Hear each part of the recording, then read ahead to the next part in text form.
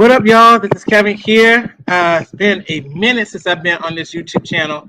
I hope everybody is doing well. I know that I have not been posting much. I think the last post that I made was in the community discussing whether or not I would be talking about the whole Project 2025, or actually, no, specifically it was about the debate.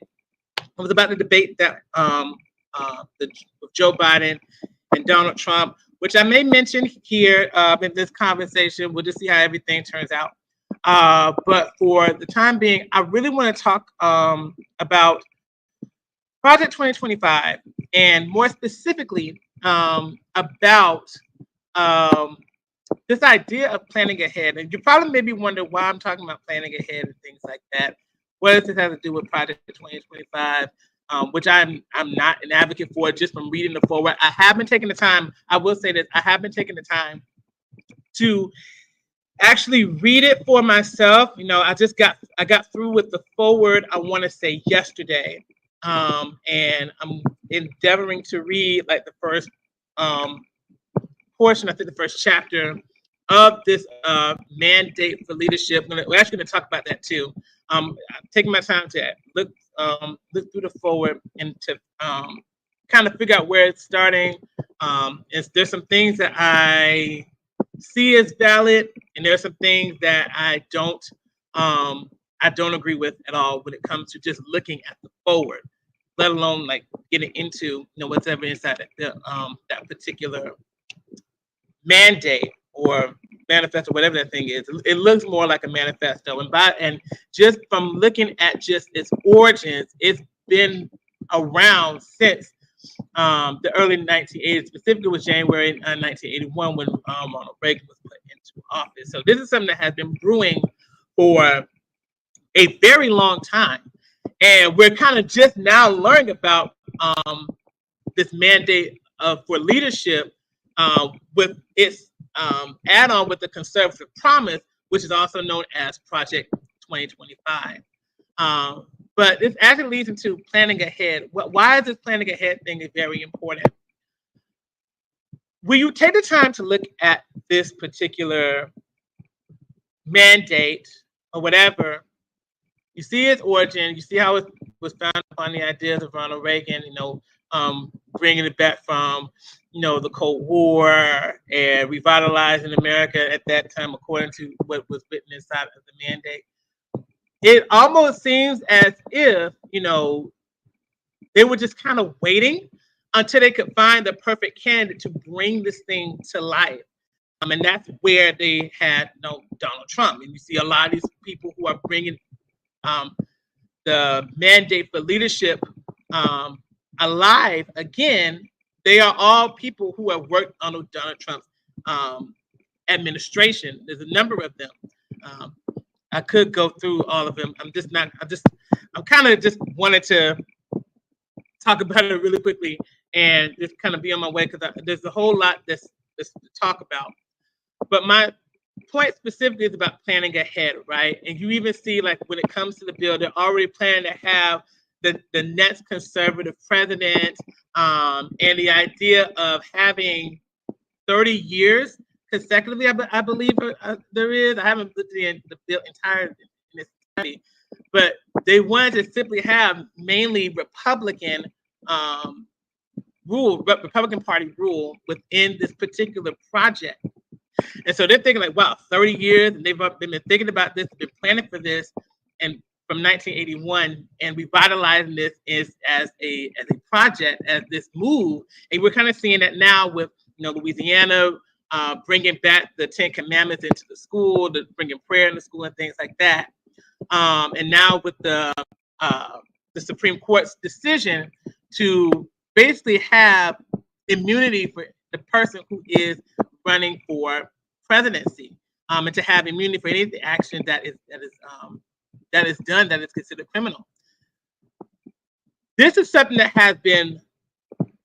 It's like everything was just carefully planned. It's like things are organized very, very well. And I'm not even somebody who is a Republican or a Democrat or whatever, but there's something that we have to really see here about the timing of everything and how everything just kind of came up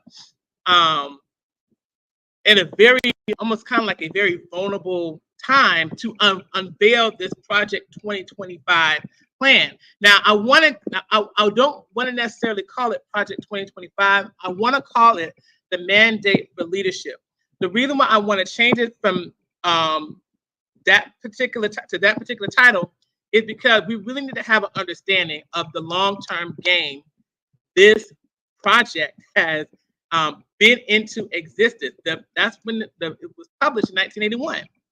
And now with the conservative promise that is attached, and now it's being called the Project 2025, calling it Project 2025 kind of gives you the impression that this is something that this was recently made, and this is something that, with Donald Trump, what Donald Trump has offered or presented as the way to rule, or even the administration or the people, not administration, the people, the Federation, the Heritage Foundation that has brought this into existence. It makes it seem that they just had this idea all this time, just very recently. But no, this is something that has been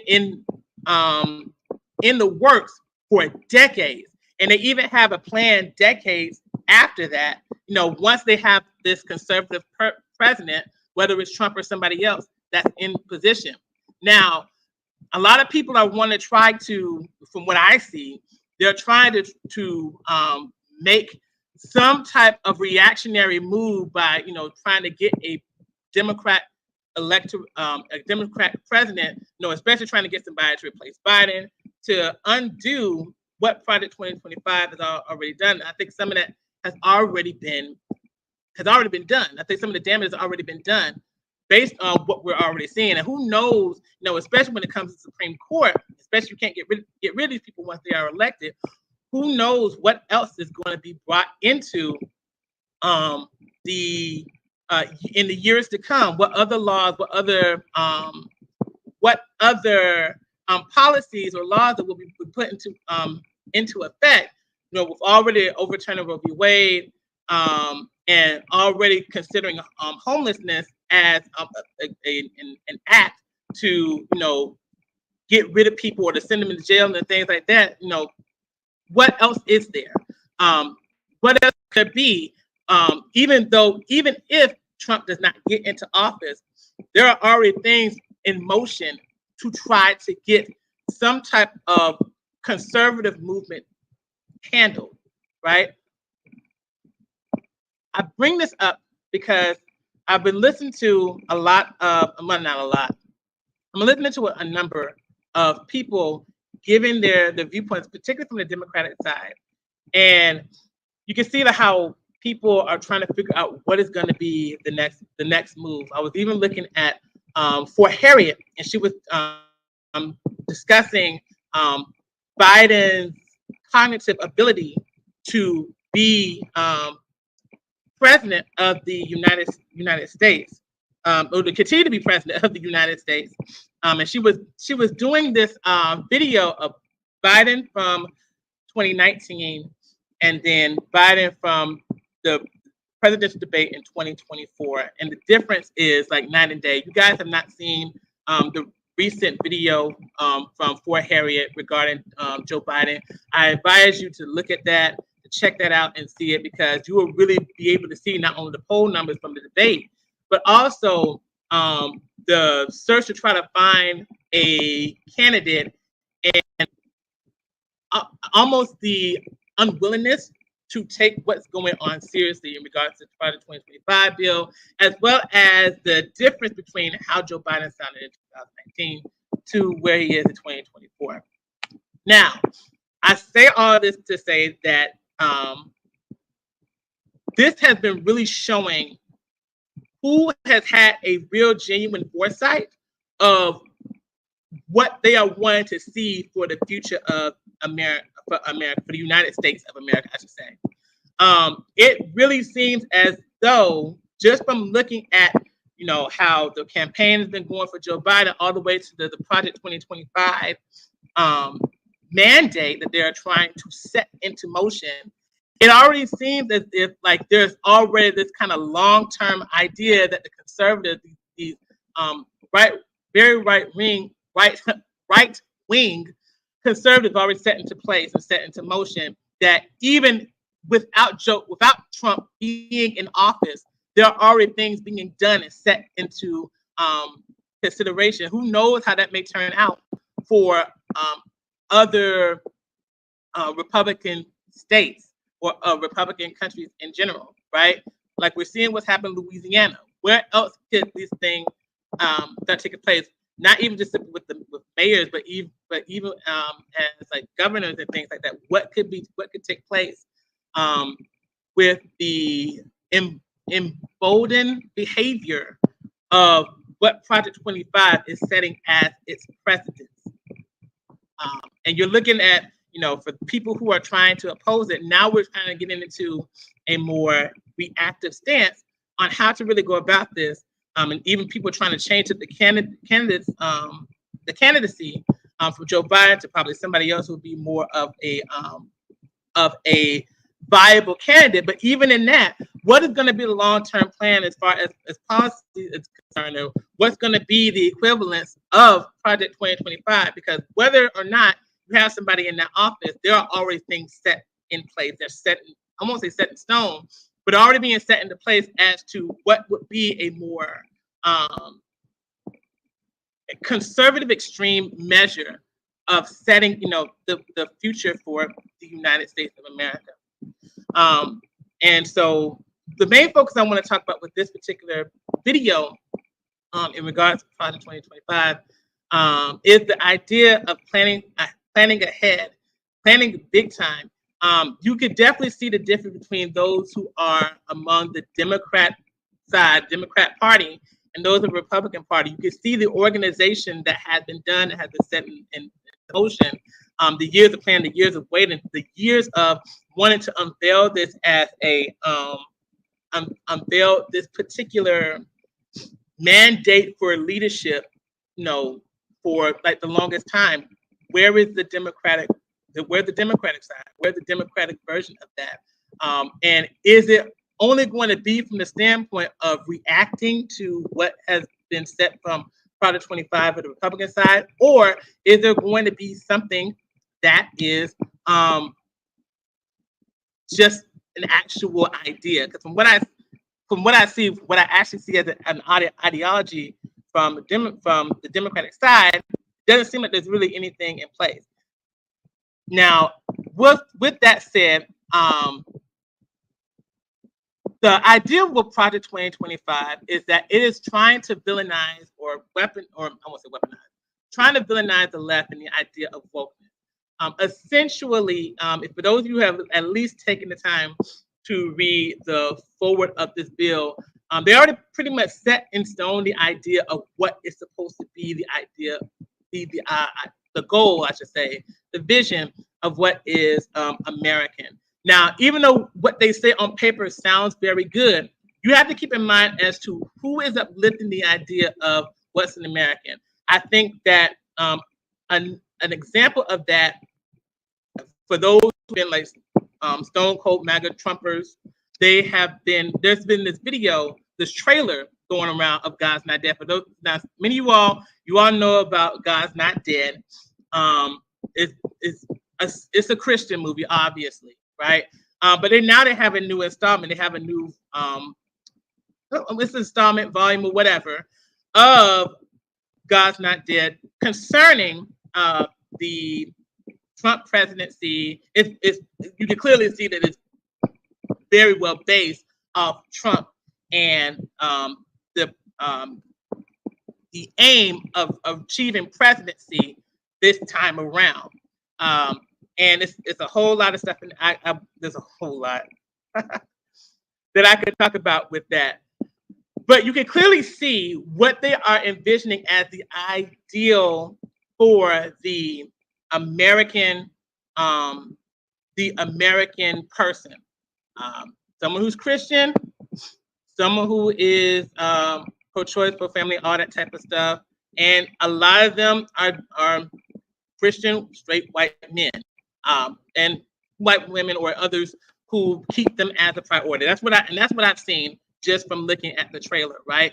But even not even looking at the trailer, you can kind of even see that from the people who are uplifting Trump. By and large, it's The ideal American is not somebody like POC, BIPOC, whatever, right?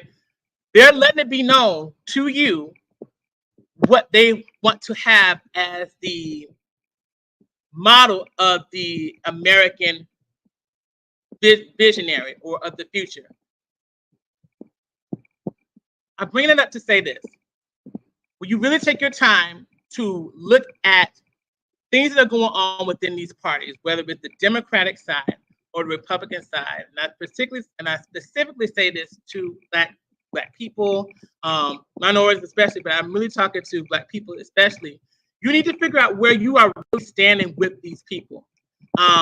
With the Democratic side, that don't really seem as if they have a genuine, cohesive plan on a long-term plan, especially of what they're having for the future of the United States versus the other side, which is the Republican side, the MAGA side or whatever. Even for those who are not hardcore, that they will choose Trump just because they don't want Biden in the office.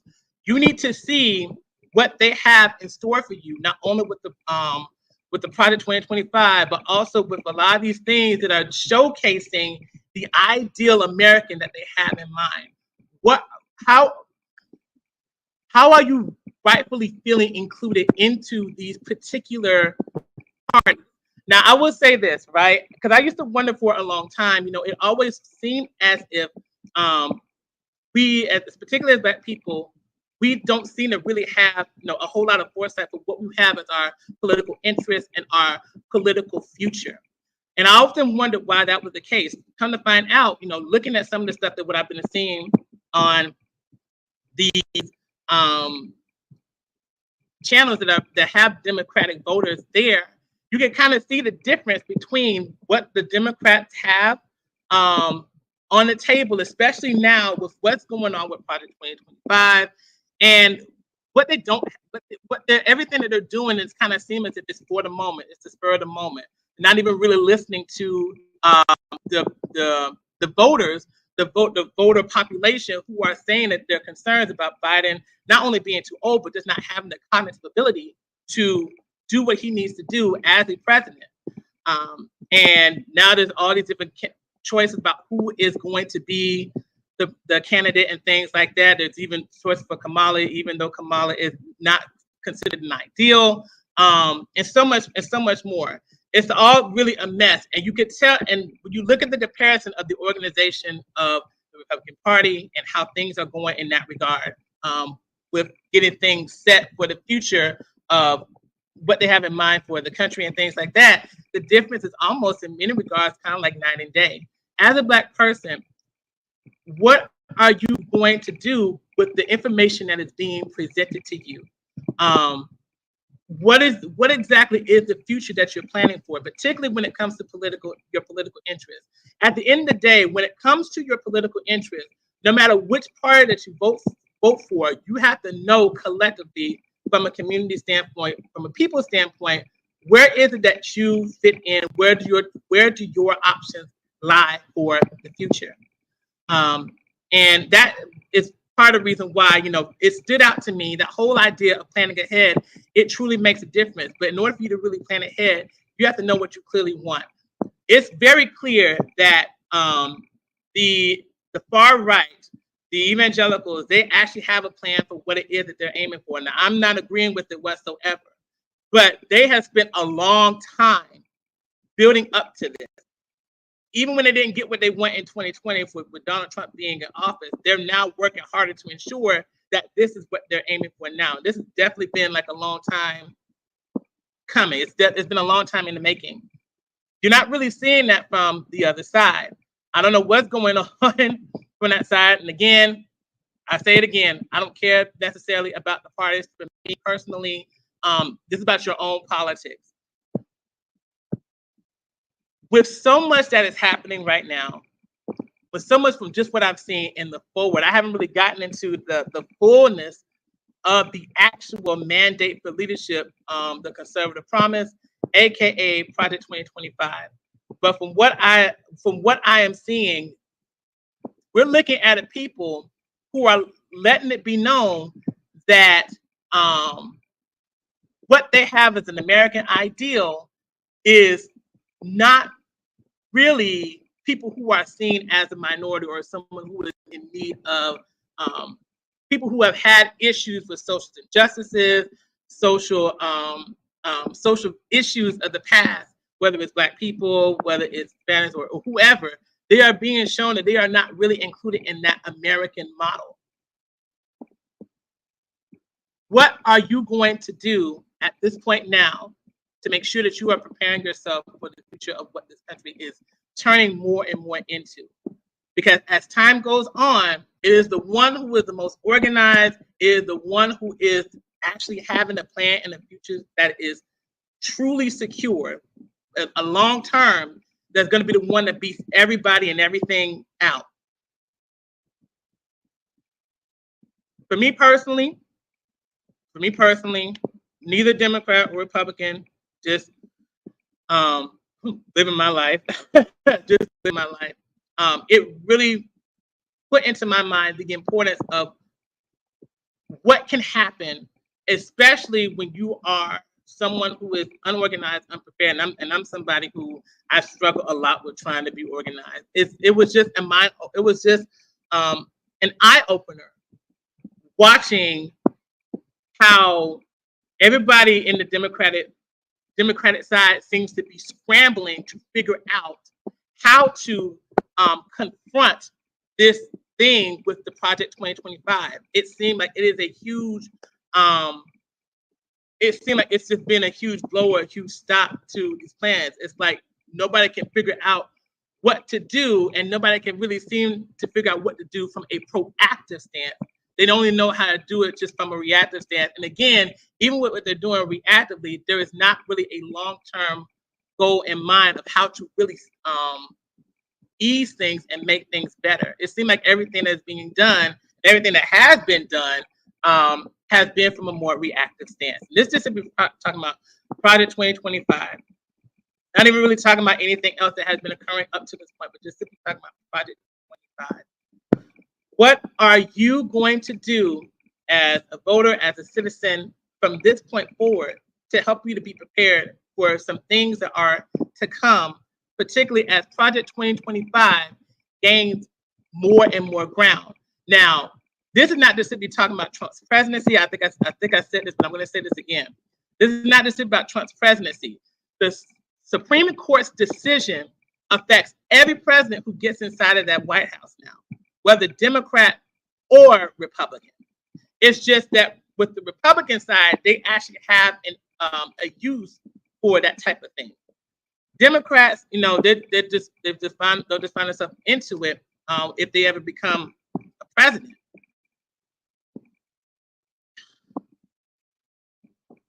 The thing is finding ways to gain more ground than we may even imagine, right? And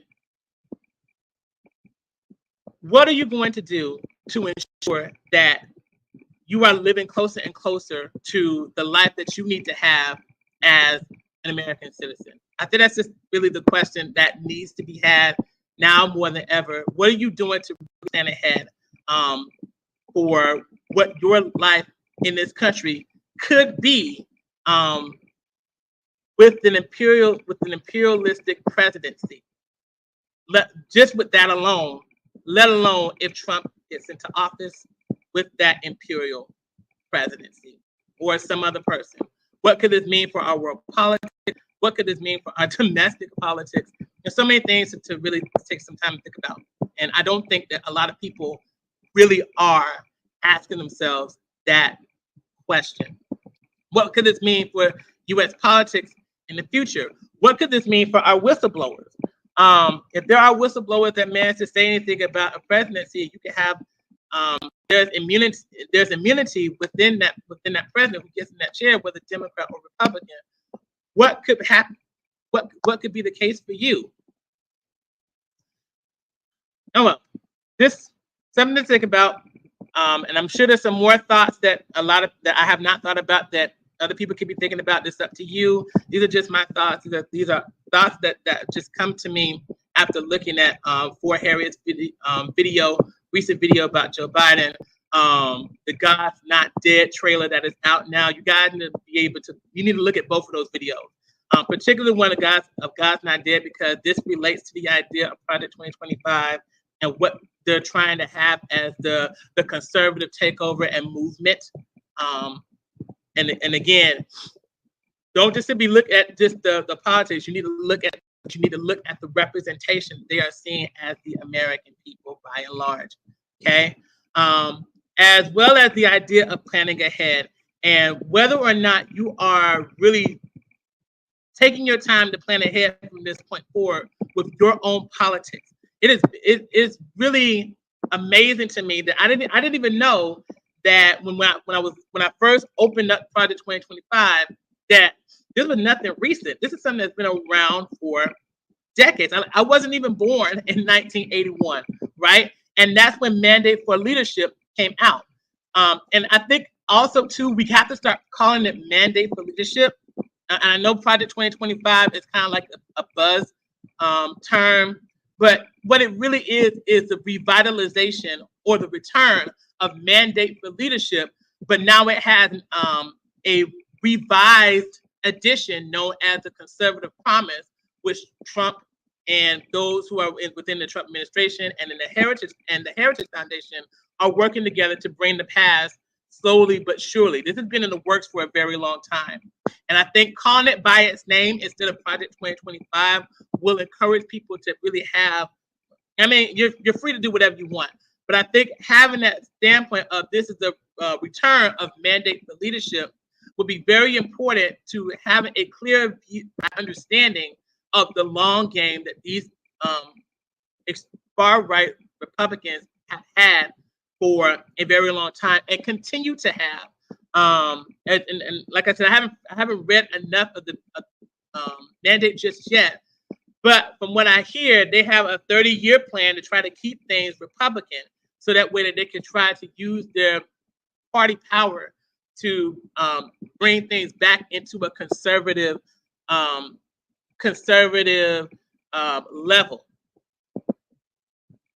It's a long-term game that these people are playing. All right. So I'm encouraging each of you to do your best to be as less reactive, less fearful as possible, and really start thinking of a long-term plan. Whether you're a Democrat or if you're a Republican that does not agree with this or whatever the case may be, this is the time, or even you're independent, whatever. I don't care. I don't really care who you are or what you are. But this is the time for you to start being more mindful of the importance of thinking long-term, especially politically. Now more than ever, it is very important to think about what the long-term effect of things are going to be like, because that could actually mean what can happen to your particular future as an American citizen, right? So I'm going to leave it there. Thank you all for listening to me. I hope everything I said makes sense. I hope that you're able to give a little bit more insight. I only could give the little bit of insight from where it is that I could stand to see for the time being. If you like this video, give this video a thumbs up. Leave your comments below. And if you are new to this channel, you like this channel, like the things that are said here, please feel free to hit the subscribe button so that way that you are alerted every time a new video comes into place. Hopefully I will be back to make more videos. I have been enjoying my time away from being on the channel. I don't know whether or not I need to take more time off, but I hope you were able to enjoy and listen to the things that I was able to share with you all. There are some, I do have different opinions, some of which are unpopular, and some of which I don't think just people are thinking about.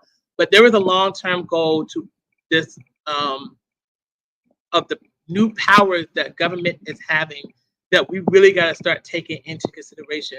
This is not the time to be fearful or to be reactionary. There's a lot of that that seems to be promoted, especially now since because of this Project 2025 Mandate for Leadership idea, or the thing that is coming out now. Everybody is trying to scramble to figure out what they're going to try to do to save democracy. And the answer is going to be, from this point forward, there's got to be a long-term game. And as long as there are people who are not encouraging the long-term game, that democracy could very well be over. I'm Just saying. Whatever the case may be, there's something to think about. And that's just simple for the party, but just simple for you personally. You guys start thinking about the long-term game for yourself. What are the things that you need to make sure that you are able to accomplish that require you to think long-term? I know for me personally, I've been thinking a lot about that. I'm somebody who is naturally an overthinker. I'm a very nervous, anxious person, and I have to really work towards settling down and really getting my ideas organized instead of having them to overwhelm me. But this is going to be a very important time to start thinking long term, to not be afraid, and to prepare for certain things that are going to be happening personally, and also as a citizen. And I'm hoping that you all are doing the same. Okay. Thank you for your time. I hope that you were able to enjoy. See you later. Bye bye.